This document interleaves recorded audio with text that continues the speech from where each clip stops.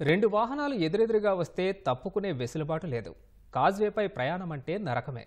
ఎన్టీఆర్ జిల్లా జీ కొండూరు మండలం ముత్యాలంపాడు వద్ద 2 ఏళ్ల కిందట వంతెన కూలిపోయినప్పటి నుంచి ఇదే పరిస్థితి. తాత్కాలికంగా నిర్మించిన వంతెన దెబ్బతింది.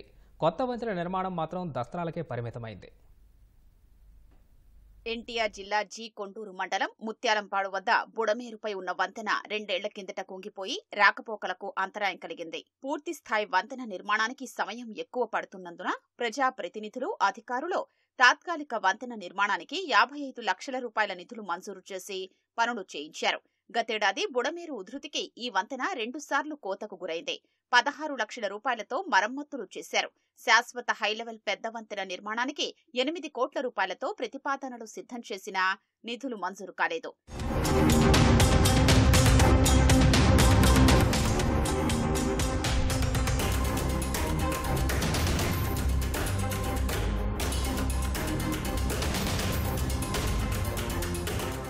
వంతెన మీదుగా నిత్యం మండల కేంద్రానికి చేరుకునేందుకు వెలగలేరు, వెల్లటూరు, కోడూరు, కందులపాడు, చిన్ననందిగామ ప్రజలు, పొలాల్లోకి వెళ్లే రైతులు, విద్యార్థులు రాకపోకలు సాగిస్తారు.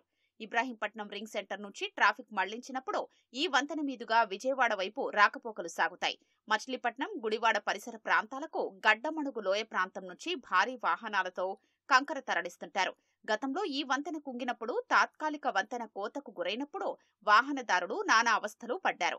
అప్పుడు గ్రామాలతో మండల కేంద్రానికి సంబంధాలు తెగిపోయాయి. ఇటీవల తాత్కాలిక వంతెనపై లారీ కూరుకుపోయి రోజంతా వాహనాల రాకపోకలు నిలిచాయి. 3 సంవత్సరాల క్రితం వరదలు వచ్చినప్పుడు ఈ వంతెన అది కొట్టుకుపోయిందండి, పాత వంతెన. దీనికోసం అని చెప్పి కొత్తగా దారి ఇబ్బంది పడుతున్నారని కొత్త వంతెన నిర్మించారు. అది కూడా లాస్ట్ ఇయర్ వరదలు వచ్చినప్పుడు ఆ వంతెన కూడా పాడైపోయింది. దీనివల్ల ప్రజలు చాలా ఇబ్బంది పడుతున్నారు. వాహనాల రద్దీ ఎక్కువ ఉండటం వల్ల ఇక్కడ యాక్సిడెంట్లు అవి జరుగుతున్నాయి.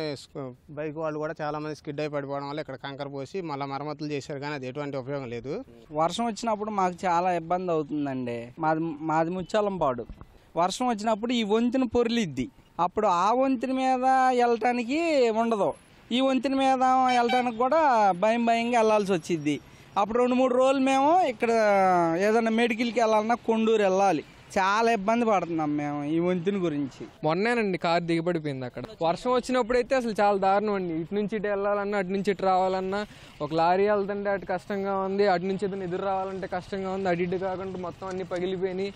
చాలా దారుణాలు జరుగుతున్నాయండి. 2-3 యాక్సిడెంట్లు కూడా అయినాయి ఇక్కడ. తాత్కాలికంగా అదిగో అక్కడ చూడండి, అది వేసారు. అది ఏం మాత్రం ఉపయోగపడదు. ఇక్కడ జగన్ గారి గవర్నమెంట్లో ఈ బ్రిడ్జి కూలిపోతే ఇవాళ వరకు గతి లేదు. అనేకమైన ఇబ్బందులు పడుతున్నారు. చస్తున్నారు, కాళ్ళు ఇరుగుతున్నాయి, చేతులు ఇరుగుతున్నాయి. ఇక్కడ ఒక ఓన్లీ ఆంధ్ర రాష్ట్రం తిరిగే రోడ్డే కాదు, ఆల్ ఇండియా లెవెల్లో తిరిగే రోడ్ ఇది. దీన్ని చేసి పెట్టవలసిందిగా చంద్రబాబు నాయుడు గారిని కోరుతున్నాము. ప్రస్తుత రేట్ల ప్రకారం 10 కోట్ల రూపాయలతో ప్రతిపాదనలు సిద్ధం చేసి ఉన్నతాధికారులకు నివేదించారు. నిధులు మంజూరు కాగానే శాశ్వత హైలెవెల్ వంతెన నిర్మాణ పనులు చేపడతామని అధికారులు చెబుతున్నారు. ప్రస్తుతం తాత్కాలిక వంతెనపై భారీ వాహనాలు ప్రమాదకర రీతిలో ప్రయాణిస్తున్నాయి. బాగా ఇబ్బంది అండి. బాగా వర్షం పడి వాగొస్తే మాత్రం 2-3 రోజులు రాకపోకలేము ఉండవు. మామూలుగా చిన్న వానలు అయితే మాత్రం ఆదరణ అది మామూలుగా మట్టితో పోసారు కాబట్టి కుంగిపోయి గాళ్ళు పడి, చిన్న బళ్ళు అయితే మరీ కొంచెం ఇబ్బంది అవుతుంది. పెద్ద లారీలు, టన్నేజీ లారీలు వస్తున్నాయి, పెద్ద 14 చక్రాల బళ్ళు అవి అవుతున్నాయి. ఆ బళ్ళు రావడం వల్ల రోడ్డు ఆగట్లా, బాగా పెద్ద పెద్ద గుంటలు పడుతున్నాయి, మోగట్లో పైన గుంటలు పడుతున్నాయి. కొత్త వంతెన పోతే బాగుంటుంది. ఇది వంతెన 3 సంవత్సరాల నాడు పడిపోయిందండి. ఎప్పుడు రద్దీగా ఉంటుంది, వాహనాలు బాగా తిరుగుతాయి. ఈ బైక్ వాళ్ళు స్కిడ్ అయ్యి బాగా ఇబ్బంది పడుతున్నాం అండి. 2 పడిపోయినాయి అండి. లాస్ట్ ఇయర్ ప్రభుత్వంలో చేస్తారనుకున్నాం కానీ వాళ్ళు చేయలేదు. ఇప్పుడన్నా చేస్తారని కోరుకుంటున్నాం. 2 వంతెనలు ఉన్నప్పటికీ నిరుపయోగంగా మారినందున తక్షణమే కూటమి ప్రభుత్వం బుడమేరు వాగుపై హైలెవెల్ వంతెన నిర్మించాలని స్థానికులు కోరుతున్నారు.